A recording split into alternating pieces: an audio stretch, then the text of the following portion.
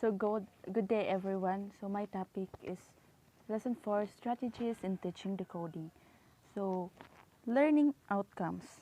The student should be able to define decoding, second plan lessons for decoding instruction, a third critic proposed lesson on decoding. So from the constructivist stance, learners have already begun reading the word even before they learn to read the words. This means that they already have knowledge prior to learning their ABCs, implying that their experiences have provided them a general understanding of their context. These experiences have world knowledge, are structured and stored as part of their schema in such a way that even without knowing how to crack the code to, to its smallest units, they already form meaning and interpretation based on their day-to-day situation. This is the case. Why do we need to teach them decoding? An actor, writer, and comedian Woody Allen believed that reading really matters because according to him, you have to read to survive. Vaca and Vaca 2005 support this, saying that people need an advanced level of literacy to perform their jobs, run their households, act as citizens, and conduct personal lives. This high-level demand for literacy make decoding skills significant, without which one's interaction with print becomes limited.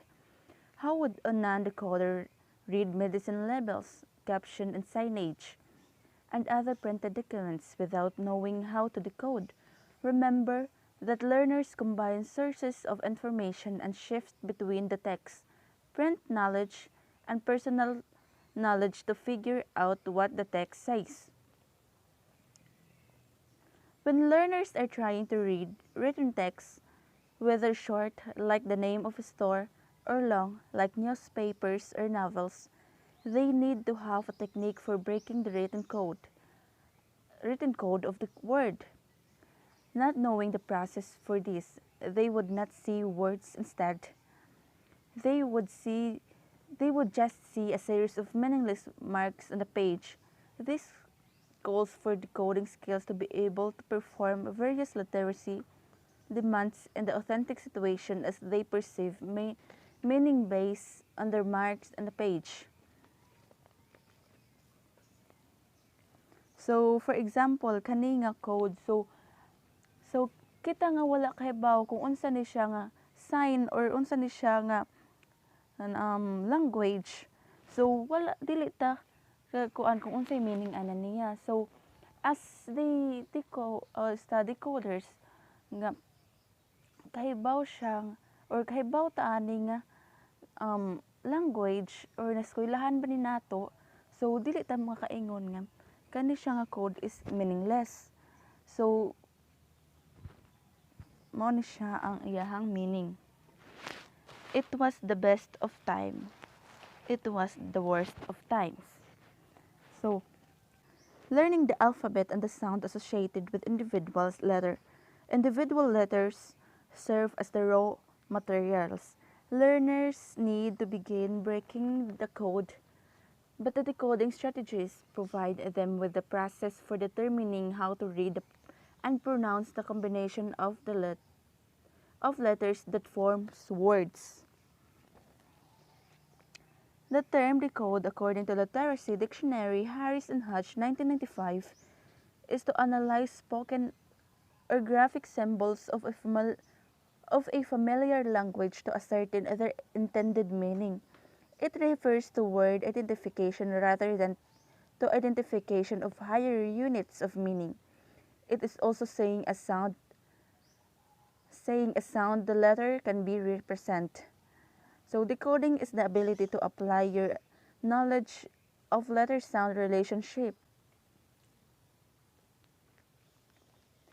including knowledge of letter patterns to correctly pronounce written words. Understanding the relationship gives children the ability to recognize familiar words quickly and to figure out words they have not seen before. Word identification is the realization or knowledge that the phonemes or sound of English correspond more or less well to graphemes or letters. Miller 1995. The word identification skills include phonic analysis, structural analysis, context clues, configuration clues, dictionary skills, and sometimes picture clues. So, phonemes or sound of English correspond more or less well to graphemes or letters. Miller 1995. The word identification skills include phonic analysis, structural analysis, context clues, configuration clues, dictionary skills, and sometimes picture clues. So, unsa man na ang phonics? Decoding is also the process by which a word is broken into individual phonemes and recognized based on those phonemes. For instance, proficient decoders separate the sound ga, and pa in the word gap, but struggling decoders who experience difficulty reading easily may not hear and differentiate those phonemes. Ga, and pa might be meaningless to them in relation to the word gap. The page Walker 2000. In preparation for decoding, learners must have with them an understand of the following. So, ang phonemes di ay, mauto siya ang word or indicate sound or ang pagspelling nato sa usa ka word or indicate sound sa usa ka letter. Phonemes awareness. This refers to learners' awareness that spoken words are made up of distinct sound. This awareness is seen to be crucial in learning to read because individual letters or letter combination map to a phonics or sound equivalent in English language. The sound of written language. This refers to a child's awareness of differences between spoken and story language. This helps children realize that convention in writing such as space, punctuation, capitalization, and indentation, among other rules, govern the writing system. Concept of story.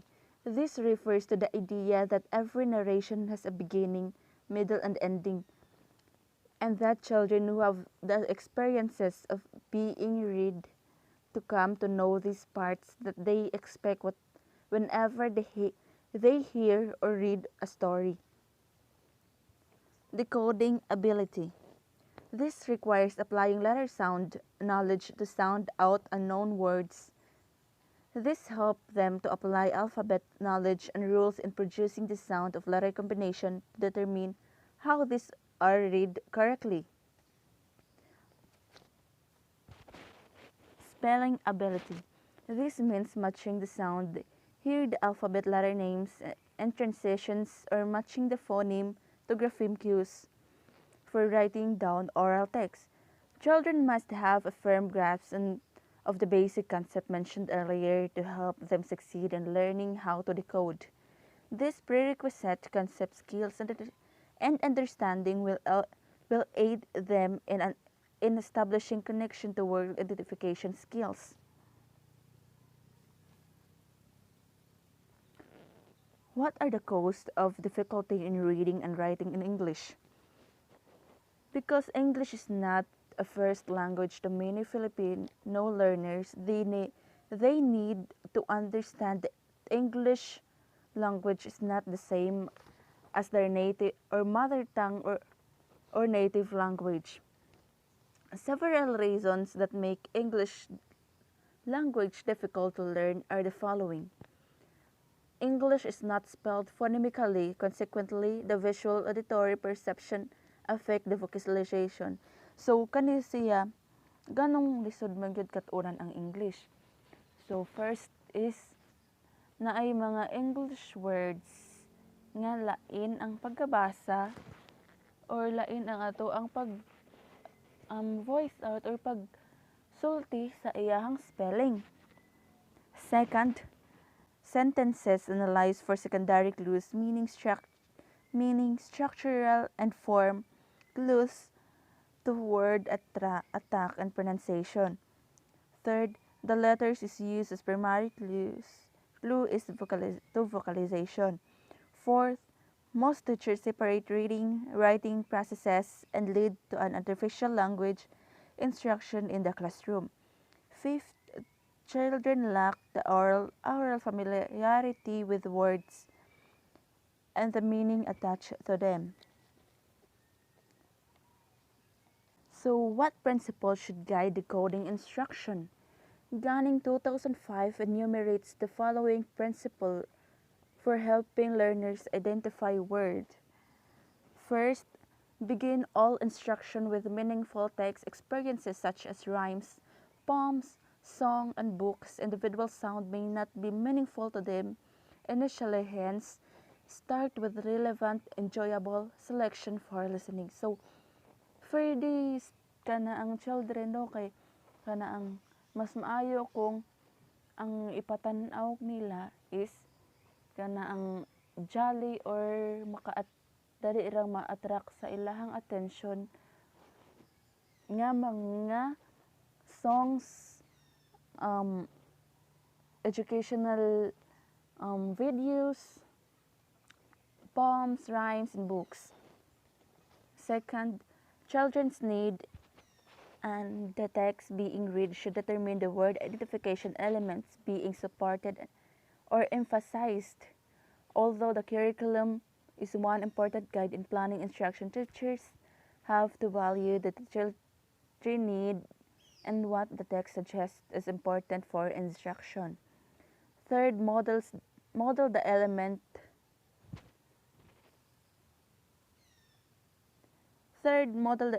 of word identification being emphasized using the text children are reading.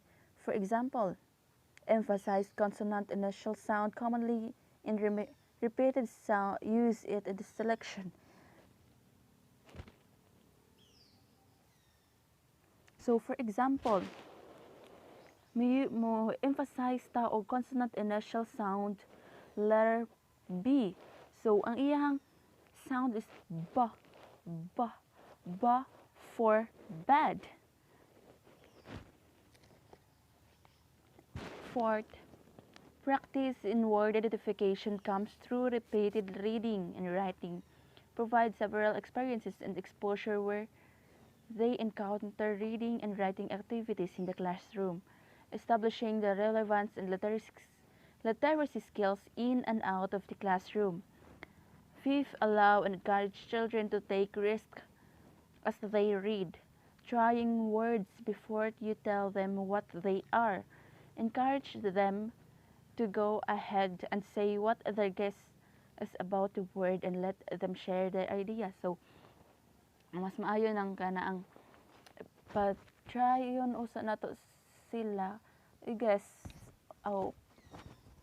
mas maayo kung patag-anon nato usa sila before nato isulti kung unsa gina siyang nga word.